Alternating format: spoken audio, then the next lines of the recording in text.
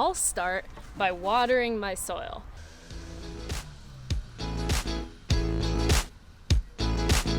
Bean or pea seed.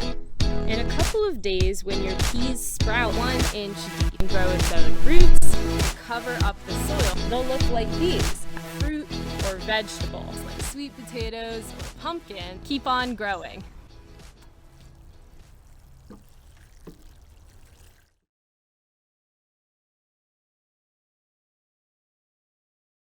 Hi, Farmer Meggie here from Health Empowers. Today I'm indoors because this video is about how you can regrow vegetables indoors.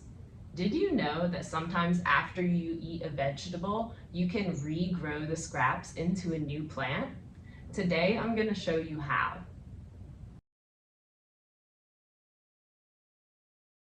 One of my favorite vegetables to cook with is a green onion because they pack a lot of flavor into whatever you're making. When you're at the store picking out a green onion to regrow, make sure you choose one where the roots are nice and long like this.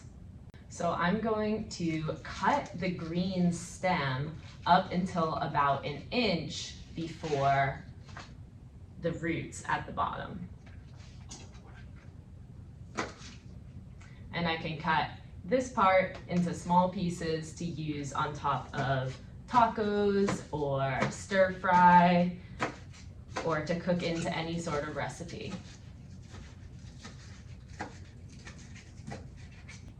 I'm going to save these small pieces in a small cup of water on my windowsill to start regrowing, like this. This is how much stem should be left on your green onion before you try to regrow it. And make sure that it is above the water on the top instead of underwater like that. So lean it up against the side. These green onions are ones that I've had on my windowsill for about 2 weeks. And you can see how much they've already grown. So this green stem can be cut and regrown about 3 different times. The next vegetable I want to show you is lettuce. Did you know that lettuce is 96% water? That means that eating it will help keep you hydrated and that it's easy to regrow just using a container of water like this. So when you're picking out lettuce, instead of choosing the kind that comes in leaves in a plastic bag, try to choose the type that comes in a head like this. And this head of lettuce is almost as big as my head. So you want to make sure the stem is still attached because that's where the water will go in.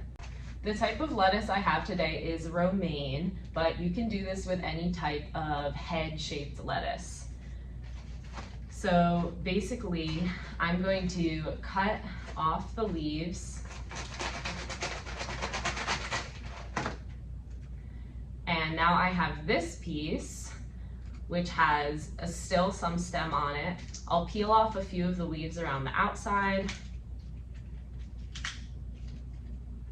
just to make it fit. And now I have this nice small piece which I can put inside my container for regrowing. For the lettuce, you really don't need much water in here, just enough to cover the base of the stem, like this.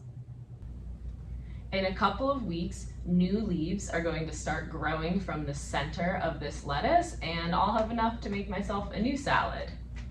With the rest of the leaves that you're not going to regrow, you can also put them in a container of water in the fridge, which will make them stay fresh longer.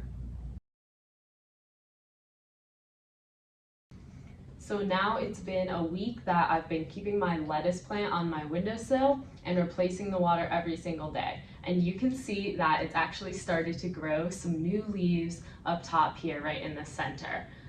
So we've got about 1 inch of new growth, and what I'm gonna do is just keep this by my window, continue to replace the water, and give it a few more weeks to grow.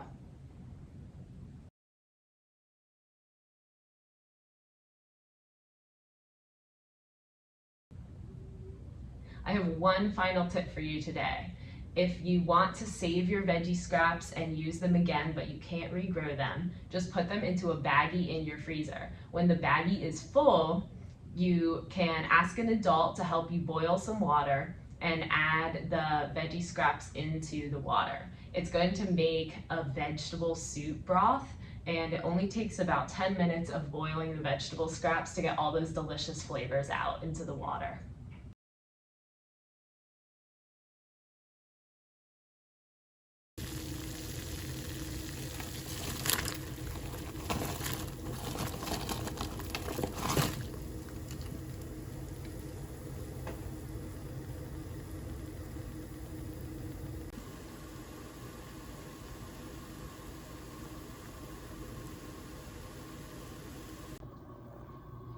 I used my slotted spoon and a strainer to get all the veggie pieces out, and this is what the finished broth looks like. I hope you learned some new tricks today for regrowing your own vegetables at home. If it doesn't work for you the first time, make sure that you're replacing the water regularly, and eventually it will work for you. If you want to see more gardening videos like this, make sure you follow the Health Empowers YouTube channel. See you next time!